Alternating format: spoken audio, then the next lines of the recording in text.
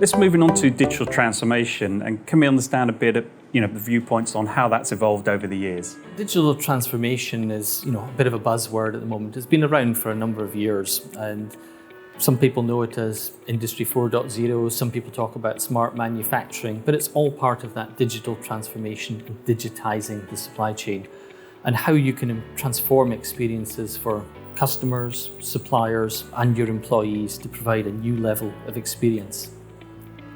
To deliver digital transformation, there's probably three main components. The first thing is you've got to get the ideas and the inspiration of what you want to do. You then need the enabling technology and applications that you're going to use to deliver that. But then the third important part is you need a services company that you can actually work with that's going to help you make that transformation. And while Infor delivers the technology and applications, our partners such as Fortude deliver those services. With our parent Brandix, we started their digital transformation journey with them a number of years ago.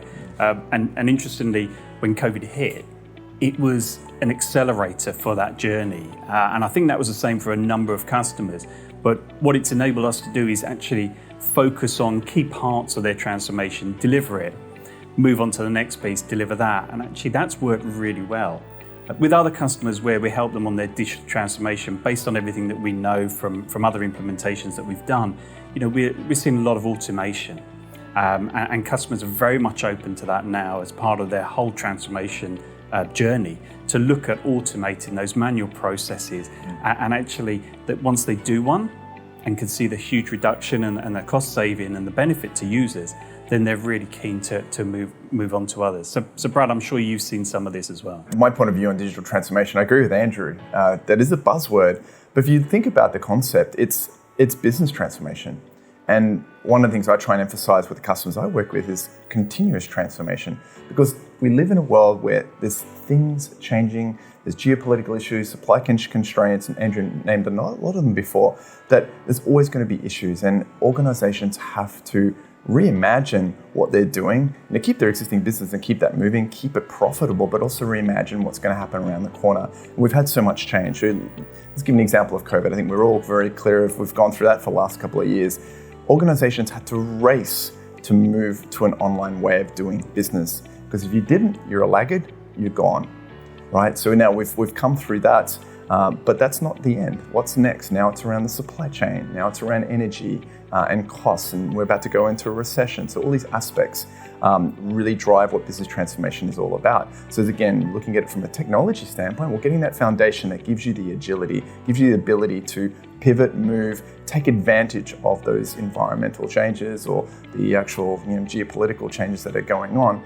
But just as important is bringing people along the way. And that's where the likes of Fortude and the customers we work with, they need to also make sure they have a mindset and a culture of wanting to change. How can they leverage what's going on in the technology to their best advantage? Leveraging data, leveraging those kind of capabilities, really, really important. So I think, yes, absolutely, the technology is important in implementing, but the things that Fortude do is bringing the people along the way to actually do true business transformation, not just the digital technology. Yeah. Otherwise, you're implementing something and not taking advantage of it in the environment where you really need to today. So it's interesting, Brad, you mentioned the middle C word there, COVID.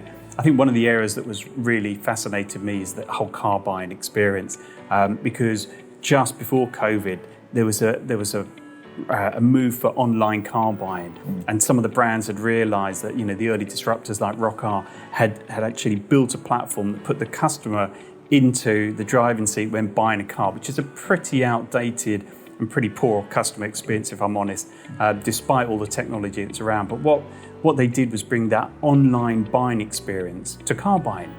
COVID hit, and suddenly the only way you could really buy a car was online. And so you've got an advent of a number of companies who now it becomes pretty commonplace to actually buy a car online, used and new, and get it in a lot quicker than factory order of 6-7 months.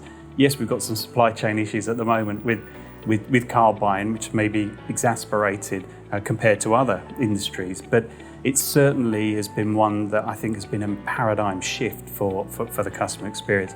But Andrew, tell us a bit more about what you've seen with COVID and those changes. I think lockdown really drove the adoption of technology. It's driven us, the capabilities of the cloud and the internet to enable people to continue to work seamlessly wherever they are located. It's really changing the way we operate. So it's that linking, as we're talking about, of people, process and data, and enabling people to work wherever they are. It's a huge transformation for the industry and the world, really. You look at what's happening with more people working from home. So actually stores that closed in the retail sector, maybe fewer of them opened, and now there's an even bigger impact because even fewer people want to return to the office on a regular basis. So there's more pressure on the logistics company, 3PLs. And what we're finding as Fortude is, there's more transformation work that's been done to incorporate those changes in behaviour. So we've got to integrate with different third parties. That whole buying experience has changed, and a big move towards direct to consumer. So you're seeing companies that would traditionally have been operating in a more B2B world, entering into that B2C world, and really the whole retail and distribution space coming together and merging, so that you get a lot more hybrid business models there.